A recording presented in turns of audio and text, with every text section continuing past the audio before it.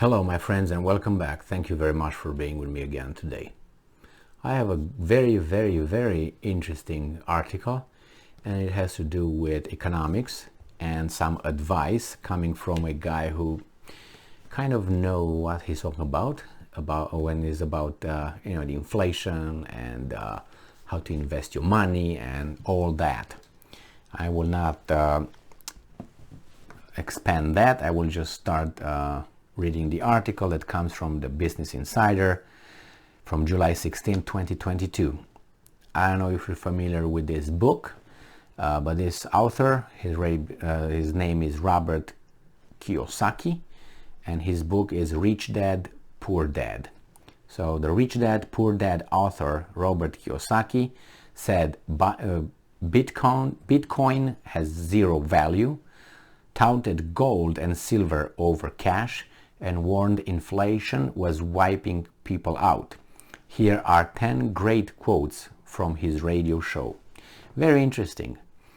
So Robert Kiyosaki dismissed Bitcoin as valueless and said he treats trading it like a game. The Rich Dad, Poor Dad writer touted gold and silver over dollars and talked about the painful inflation. Kiyosaki advised investors to focus more on finding bargain assets and worry less about rate hikes. So Robert Kiyosaki has dismissed Bitcoin as a speculative play, championed gold and silver over cash, and underlined the painful impact of higher food and fuel prices on the Rich Dad radio show in recent weeks. So let's go with the 10 best quotes, lightly edited for length and clarity. 1. And all these are quotes. So, I trade Bitcoin, but I don't think it has any value. I just play the game. May 11th. Number 2. Savers are losers. Why would you save dollars when they're printing them? It makes no sense to me. That's from May 25. Number 3. The US dollars is fake as hell. It's a piece of crap. That's why I own gold and silver. I'd rather have something tangible. I'd rather have oil. I'd rather have fertilizer because they do something. May 11th. Number 4. Since I was a little kid of 9 years old studying money, I realized the only people that control money are governments, tyrants, and despots. That's the Federal Reserve Bank and the US Treasury.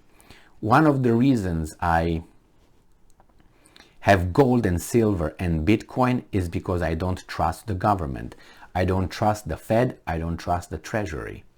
May 11th. Number 5. There's nobody else behind the gold coin. There's no Wizard of Oz, no smoke and mirrors. May 11th. Number 6. The dangerous thing is people are being wiped out. Inflation's killing them. Food and fuel, that's what scares me. June 15th. I made a video on that, I think on that statement. That's the article actually about that. Number 7. You could be really stupid and you put your money on Apple and you got really rich, or Bitcoin, and oh my God, I'm rich, I'm smart. And then the bear market shows you how stupid you are. June 22nd. Number 8. Always remember this. The bull goes up the stairs and the bear comes out the window. I think the bear is about to jump. June 15. Kiyosaki meant the bull markets climb gradually while bear markets strike suddenly. Number 9. There's going to be more opportunities floating to the surface as well as bodies floating to the surface. June 22nd. Kiyosaki was highlighting the prospect of bargains emerging and businesses failing during an economic downturn. And the last one, number 10, People are crying the blues at 5%. Once you understand that it's all in your head and you can adjust the dials in your brain, you'll see a different world. There's more opportunity to do it today, June 15th. Kiyosaki was referring to investors panicking about potential 5% interest rates when they could be excited about the discontent assets likely to emerge. Discounted assets likely to emerge. Yeah, that's true. Inflation and then that. So I thought all these were very interesting, and it's not that you have one person having the magic wand and telling the truth all the time, or being on point, or people make mistakes and make predictions, and sometimes they fuck up. But in this case, I don't know, it's the proportionality, the proportion. It's your odd, it's your rating. If you your predictions have a 20% success or accuracy, then people should not listen to you.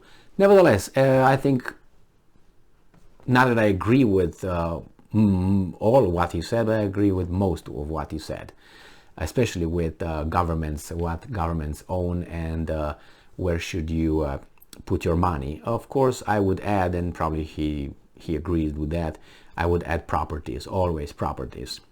Land or immobiliary assets, like houses, apartment buildings, houses, businesses, and that's a way to invest your money and succeed, I guess, or at least do not lose the inflation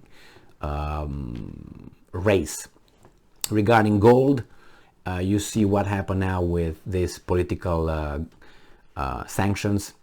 It's just that they can destroy you. They can destroy, they being these guys that he is talking about, tyrants, Fed, Treasury, and governments. They can destroy your earned money by a stroke of a pen or a decision. For instance, they can take care of your 401k, your retirement plans, if they want, right now, and you're done. You can't do anything about it. Say, well, this is the market, but no, they control it. Look at the gold. The gold, before they banned and they placed sanctions on Russian gold and blah, blah, blah, because they have it, they don't have it, but the Russians have it. That's the only reason. The Russians have gold. These guys don't have anything because they print money based on nothing, not backed by anything. So they did what they did. The gold was an ounce of gold before they did this, 2 weeks ago or so, was 1,870 or something like that, and now it's 1,715. So that's about 150 drop, okay, on that. It's a 10%, I would say. 10% just dropped like that. And that was made, that was created, that was planned. Now these guys have the power to do that. So what are you gonna do? What are we gonna do? Because we're in the same boat here. They're not in the same boat with us. No. They're on the shore. We are on the boat. Okay, we can sink. They don't sink. They are on the stable ground.